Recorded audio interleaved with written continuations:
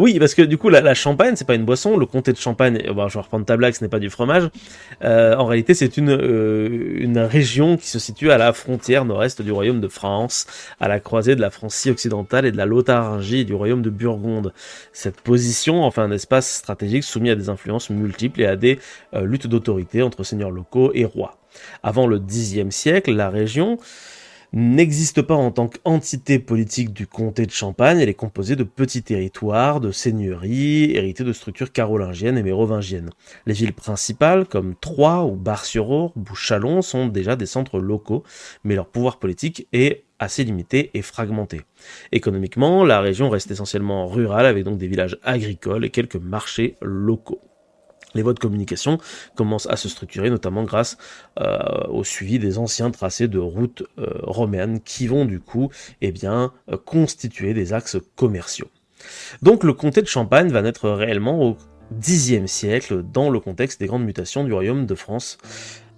Initialement donc territoire dépendant des Carolingiens, il va devenir un véritable comté autonome au sein du domaine royal par l'action des premiers comtes de Troyes puis de Champagne, issus donc de la dynastie des Robertiens et des comtes de Blois. Alors les Robertiens, souvenez-vous, ce sont en réalité les... Non, si, c'est les Capétiens, c'est ça, tout à fait. C'est juste qu'ils ont changé de nom. Parce que les Carolingiens, c'est les Pipinides. Ça fait chier toutes ces dynasties qui décident de changer de nom en cours de route à chaque fois. Bref. Ce qu'il faut savoir, c'est que la Champagne est une région qui est économiquement assez forte, notamment surtout grâce aux foires de Champagne, qui sont célèbres dans toute l'Europe. Elles attirent marchands italiens, allemands, flamands et anglais. Ces foires ne sont pas seulement des marchés, elles sont de véritables centres financiers où l'on pratique l'échange de lettres, de change, de crédit, de monnaie, etc. L'origine de ces foires semble remonter à l'époque mérovingienne, voire même en 427, selon en tout cas les écrits de Sidoine Apollinaire, évêque de Clermont-Ferrand. Écrits qu'il adressait d'ailleurs à l'évêque Saint-Loup de Troyes. Elles sont en tout cas beaucoup plus anciennes que l'établissement de la monarchie française du XIIIe siècle. Donc, au XIIe et au XIIIe, alors que s'amorce la révolution commerciale, les routes qui s'étendent jusqu'à Byzance fournissent l'Europe en produits de luxe, épices, tissus, produits artisanaux, qui s'échangent en particulier donc dans les foires qui se sont multipliées en Europe occidentale. À partir du XIIe siècle, les foires de Champagne deviennent un centre d'échange et de commerce mondialement connu, permettant d'attirer les plus importants marchands d'Europe, des Flandres à l'Italie. Les organisateurs des foires mirent en place une administration spéciale dès 1170, dirigée par 2 maîtres ou gardes et un chancelier tenant sous leurs ordres des lieutenants, des sergents, des notaires qui maintiennent l'ordre et la justice dans les foires. Des loges où l'on apportait des bancs qu'on éclairait le soir servaient à recevoir les magistrats, les plaideurs. L'abbaye de Clairvaux, située à proximité, jouissait également d'un grand prestige, à la fois comme centre religieux de la chrétienté et aussi pour ses bons offices dans la résolution de différends entre marchands. Dès 1147, le garde des foires veille au respect des bons usages commerciaux en s'appuyant sur la loi. Il est garant pour le compte du cadre juridique permettant de protéger efficacement et rapidement les participants. Ces gardes-foires ont notamment pour mission de s'assurer que les sommes dues sont acquittées, que le poids et les mesures sont corrects et que les individus malhonnêtes sont exclus des foires. Au XIIIe siècle, les gardes tiennent le même rôle que les notaires, donnant la sanction d'autorité comtale aux actes de droit privé relatifs aux transactions et aux créances. Dans la seconde moitié de ce siècle, ils se dotent eux-mêmes de notaires et de procureurs pour faire face à l'accroissement du volume des affaires, charge d'autant plus lourde que le même personnel va de foire en foire. Thibaut II le Grand institue en 1137 le, je cite, conduit des foires, permettant à tout marchand molesté ou lésé d'en appeler à la justice du comte de Champagne, quel que soit le pays où il se trouve, afin d'obtenir réparation. Il est renforcé par le conduit royal, accordé par le roi de France Philippe Auguste en 1209, qui élargit encore le rayonnement des foires de Champagne. Celles-ci forment désormais un ensemble cohérent, qui attire donc de plus en plus de marchands à ses portes. De manière générale, le conduit de foire est un sauf-conduit délivré par le seigneur de la foire ou par les seigneurs ou les villes qui se trouvent sur le chemin des marchands. Ils fournissent une protection pour garantir la traversée de leur territoire. Une foire peut donc se définir ainsi comme une réunion de marchands qui se rencontrent volontairement dans un lieu fixe à des intervalles périodiques pour vendre et acheter. Ces foires peuvent donc être ouvertes à tous ou réservées à des professionnels. Au XIIe siècle, des foires annuelles se tenaient dans une douzaine de villes de Champagne. 4 d'entre elles organisent alors un cycle permanent de 6 foires réparties sur l'année, dont l'accès est garanti par le conduit du comte de Champagne. L'originalité de ces foires est sans doute de former un cycle équilibré et continu tout au long de l'année. On parle de foires chaudes en été et de foires froides en hiver. Par exemple, du 2 au 15 janvier, on va avoir la foire des Innocents sur Lagny-sur-Marne. Avant la mi-carême, jusqu'au dimanche de la Passion, on va avoir la foire de Bar-sur-Aube. Pendant la semaine de la Passion, on va avoir la foire de la Sésame, etc., etc. On a bien sûr une foire d'avant Noël, etc., etc., etc. En moyenne, les foires vont durer de 3 à 7 semaines.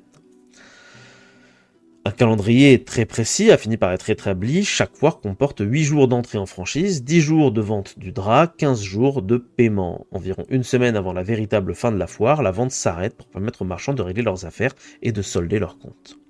Le cycle des grandes foires de Champagne crée des conditions idéales d'un commerce international s'étendant sur toute l'année et parallèlement favorise le report des dettes d'une foire à l'autre par l'intermédiaire des changeurs souvent d'origine italienne ou des Flandres.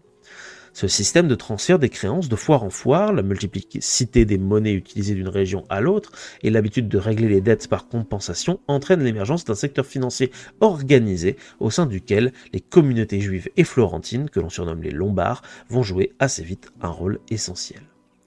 Conscients de leur importance pour le développement de l'économie locale, les comtes de Champagne ont soutenu dès le début du développement des foires dans leur province, en particulier celles des communes de Troyes, Lagny, Bar-sur-Aube et Provins.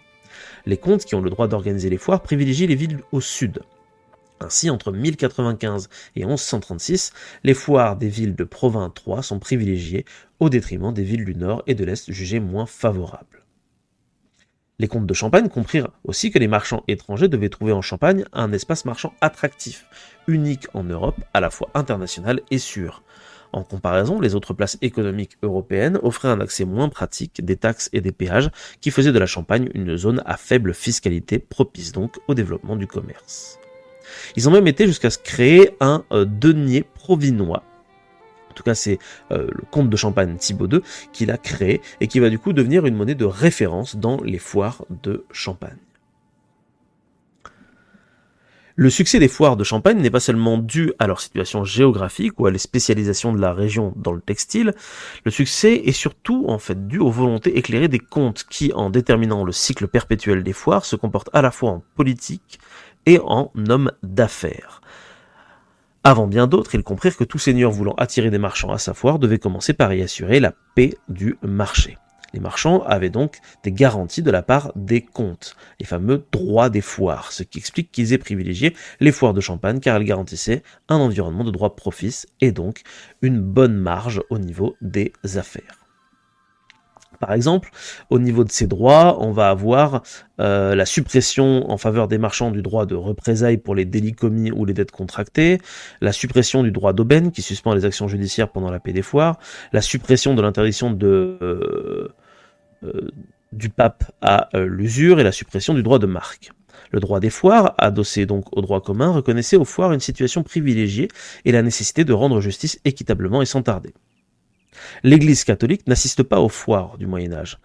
Le calendrier liturgique règle celui des affaires. L'Église est présente dans l'économie du foire à travers le rôle qu'elle tient par exemple pour rendre justice dans les abbayes ou apporter soin aux malades. Elle encadre aussi la pratique du crédit par l'interdiction du prêt portant intérêt, ce qu'on appelle l'usure. Cette interdiction vise à bannir les prêts d'argent à taux exorbitants.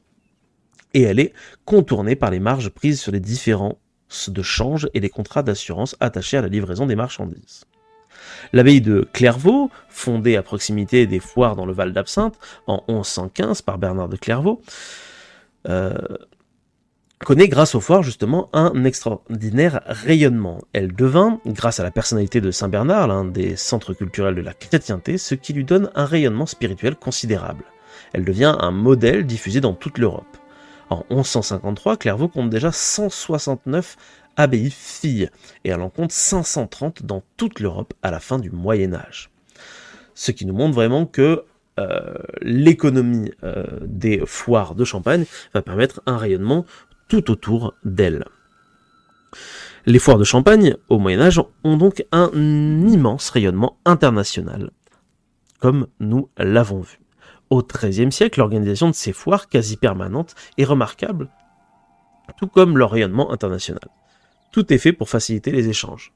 Par exemple, des drapiers flamands ont dans les foires leurs tentes où ils se regroupent par ville et exposent leurs tissus. Des clercs de foire chevauchent sans arrêt entre la Champagne et la Flandre pour assurer la correspondance entre les marchands. Pour les marchands étrangers qui se retrouvent dans les foires, les différences de culture et de pratique et les barrières linguistiques peuvent compliquer le commerce. Le brassage de ces différences favorise leur compréhension et l'adoption de pratiques communes. Les marchands étrangers construisent des maisons, des établissements dans les villes étrangères pour y être reçus à leur aise et pour assurer leur protection. Il existe par exemple à Troyes une maison des Allemands, ou une maison de Barcelone, de Genève, de Valence. Ces maisons sont entretenues par les marchands étrangers qui ont ainsi leur propre auberge, leur propre hôtellerie. L'une des plus importantes organisations de marchands était la Hanse des 17 villes, ou Hanse de Londres, fondée autour de 1230. Elle avait été initialement constituée par des marchands des grandes villes de Flandre. Des villes produisant du drap en Champagne, comme Reims ou Châlons-sur-Marne, mais aussi des régions de production en étaient membres. Cette organisation n'était pas qu'une anse au sens classique du terme, c'est-à-dire une union de différentes villes, c'était l'ébauche d'une guilde ou d'une organisation professionnelle ayant pour principal souci de coordonner le commerce et la vente du drap dans les foires. Au début du XIIIe siècle, l'apparition des universitas formées à l'origine par des marchands italiens de la même ville natale va ajouter une dimension à l'organisation marchande. Celles-ci étaient organisées comme des villes avec leur propre autorité, administration et juridiction. À leur sommet, un consul représentait notamment les membres de la communauté en cas de litige avec le roi de France. Des banquiers siennois se retrouvent ainsi à Provins à partir de 1230, où ils se regroupent dans une organisation de ce type en 1246. Des associations communautaires de ce type existaient toutefois déjà chez des marchands de Bologne, de Milan, de Florence, de Gênes, de Rome ou de Venise. Les commerçants du Languedoc et de Provence, qui se retrouvent régulièrement dans les foires de Champagne, s'organisent également selon un mode proche des associations des marchands italiens. Depuis le XIIe siècle, le règlement des transactions n'était plus effectué en espèces, mais elles étaient fréquemment soldées donc par des lettres de change, celles-ci permettant le règlement d'une créance dans une autre place et dans une autre monnaie. Le nombre des opérations de crédit de change augmenta au milieu du XIIIe siècle dans les foires de Champagne, de sorte que les paiements par virement supplantaient bientôt les paiements en espèces dans les foires. La lettre de change combine 3 opérations, transfert de fonds, crédit et change. Les marchands italiens, souvent d'origine flamande ou génoise, y jouaient un rôle essentiel en contribuant à établir le cours d'échange de gré à gré des différentes monnaies en circulation. Les grandes compagnies marchandes de Flandre, de Sienne, de Plaisance entretenaient en Champagne des représentants qui échangeaient avec leurs maisons des messagers auxquels ils confiaient des contrats de change et des informations commerciales. La seconde moitié du XIIIe siècle peut être considérée comme l'apogée des foires de Champagne avant leur déclin au début du siècle suivant. Vers la fin du XIIIe siècle, des raisons politiques et le développement de nouvelles routes commerciales mettent fin à la primauté des foires champenoises. Les nouvelles routes des Alpes suisses par le col de Saint-Gothard ou de Saint-Plon relient l'Italie du Nord au pays rhénan. Et surtout, de nouvelles routes maritimes permettent aux Italiens un accès plus sûr, plus rapide et moins cher à Bruges dès 1297. La recrudescence des conflits militaires en Europe en général et dans la région de Champagne en particulier après les années 1280 y est pour beaucoup. Ces problèmes de sécurité favorisent les transports maritimes qui, bien que plus lents et moins réguliers, deviennent préférables aux routes terrestres. Lyon reste encore la place financière dominante en France, mais le prestige de Paris s'accroît. Le petit commerce se sédentarise et les grands marchands cherchent à relier plus directement les points de production et de distribution à travers les ports. Le progrès de la navigation permettant de considérables gains de productivité. Les foires de Champagne régressent donc après 1300, d'autant que la concurrence d'autres foires régionales s'accroît, et que l'alourdissement de la fiscalité pesant sur les marchands rend la place moins attractive. Enfin, le mariage de Jeanne de Navarre, comtesse et héritière de Champagne, à Philippe le Bel en 1284, scelle le rattachement du comté de Champagne à la France, et les priorités politiques changent.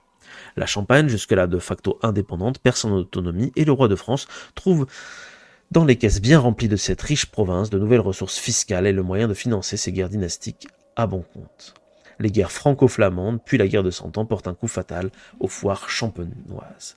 Et, au XIVe siècle, après les ravages des guerres et de la peste noire, les cités-États d'Italie sortent économiquement vainqueurs de cette épreuve.